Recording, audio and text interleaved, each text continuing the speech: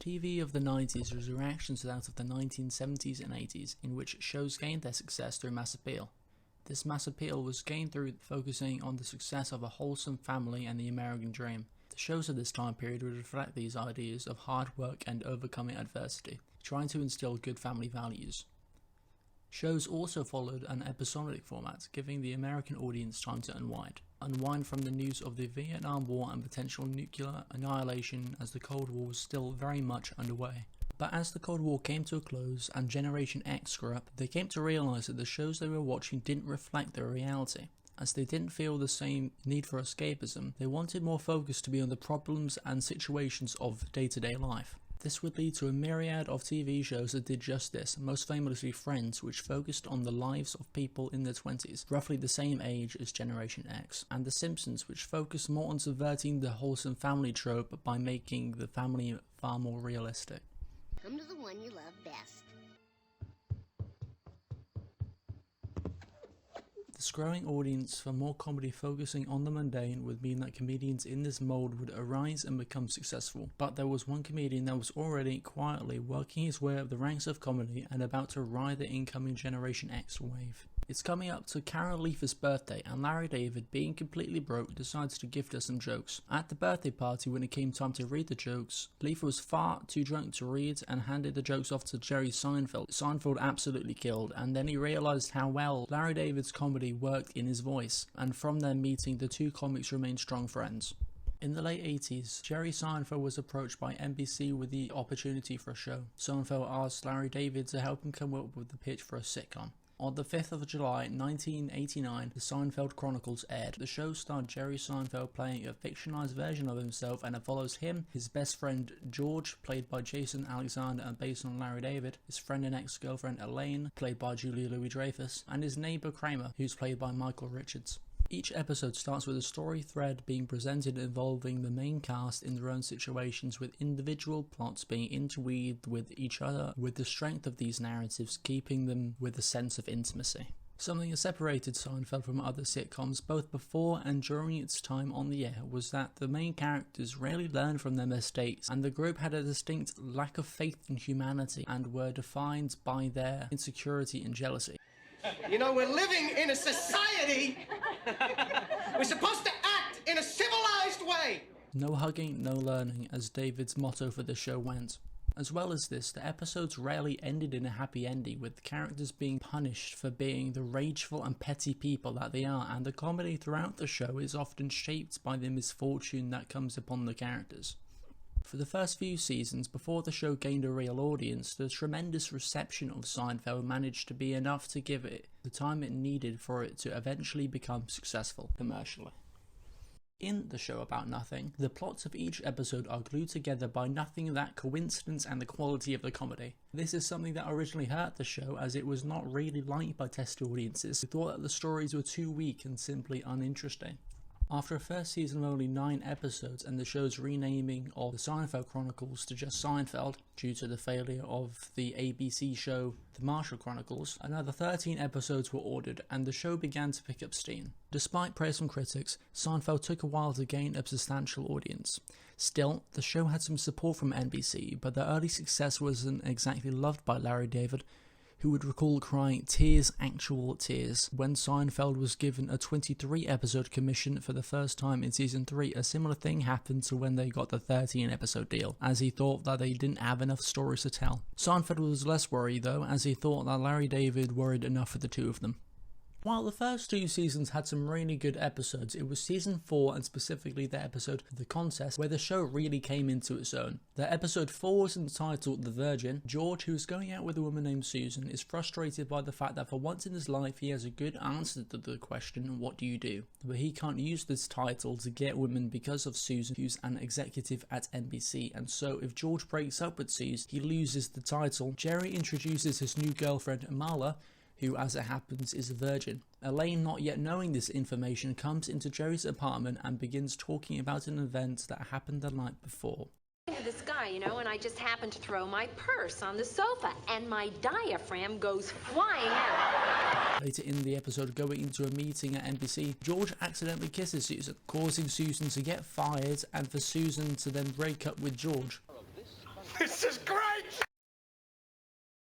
The episode is based on a similar contest between the friends of Larry David lasting months, not days, and begin with the gang at lunch when George tells a story of his mother catching him, and in catching him, she then falls and hurts her back. George then pledges to never do so again, which is laughed at by Jerry, claiming that he could outlast him, starting a competition between them, with Elaine being told to give better odds due to her apparent advantage.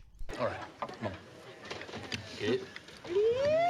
The concept of the episode was something thought initially to be too offensive by David, who won the real life contest, and that the episode would be impossible to pitch, though Jerry, on the other hand, felt that it was fine. One thing from the censors though was to remove the term masturbation from the script, something that in the end would make the episode even better.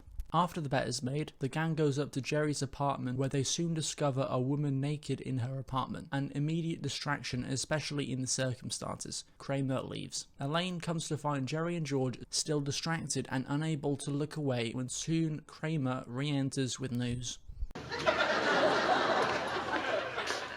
I'm out. After seeing the naked woman across the street, George then goes to visit his mother as an apology for being the cause of her hospital visit. The topic causes great embarrassment for George as he attempts to avoid it when his cousin asks what happened, but as his cousin continues to talk to him, George is distracted by the events taking place in the bed next to his mother and continues to struggle with remaining the master of his domain. This is the first episode including Estelle Harris playing George's mother Estelle, who hadn't seen a single episode of Seinfeld before her audition. Estelle takes her son's actions to mean that he is some sort of perverted animal, encouraging George to see a psychiatrist. Estelle then remarks about George's apparent proficiency in this area. Thousands of people could watch you.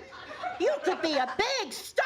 All right, Mom, that's enough. This reaction mirrors how David may have thought people were going to react to this episode, specifically from the older generation who would have come from a time where this topic would have been far more of a taboo. Although this episode only received 31 complaints from viewers. Elaine's story begins with her finding out that John F. Kennedy Jr. will be in her aerobics class, something that she's very excited about, with a crush on the man being stated in a previous episode. Her crush on Kennedy Jr. and potential romantic interest would make for her biggest obstacle as she attempts to keep from losing the bet.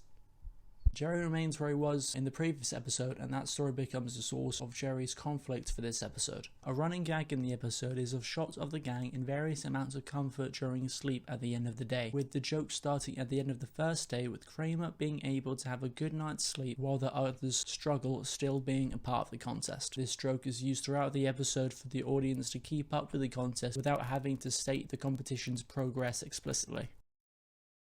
Good morning!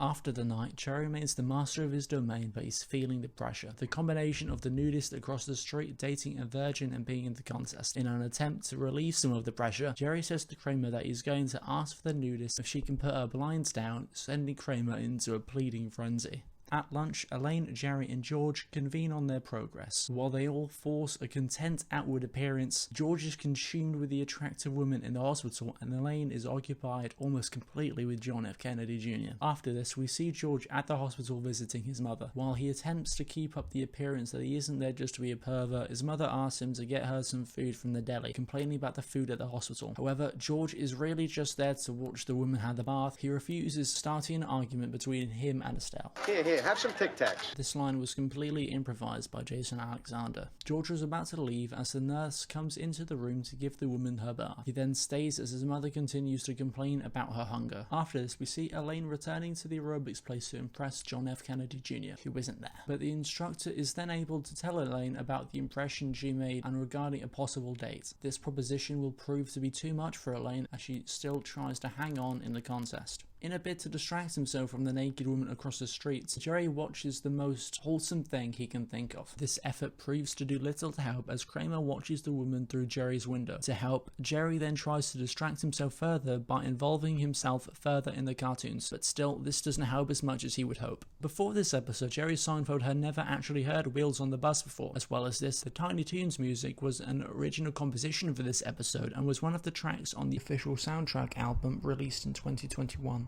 The following sleeping scene shows Kramer and Elaine sleeping comfortably with George and Jerry still struggling to sleep. The next scene shows the stress getting to George and Jerry as they are seen snapping at each other. They manage to control their frustration, but they are soon interrupted by Elaine.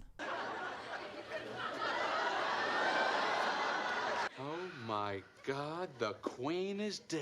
After Elaine admits her defeat, George and Jerry then realise how close they are to winning. Later that night, Jerry is close to finally having sex when he then decides to tell the Virgin about the contest, which is not taken so well. While waiting for Kennedy Jr., Elaine meets the Virgin, who is now disgusted with the very idea of the contest and runs off. We then see Jerry tell Elaine about the Virgin finding out about the contest. Elaine is shocked about the woman's reaction. George then walks in with news about Kennedy Jr., who Elaine assumed didn't show up but instead was occupied with the Virgin that was left distraught after finding out about the apparent perversion of her boyfriend and his friends. George, Elaine and Jerry then notice Kramer in the nudist's apartment. Is that? Kramer? The final scene is then of the characters trying to sleep, all of them now sleeping soundly as the competition comes to a close. We also see Kramer sleeping beside a woman, presumably the nudist.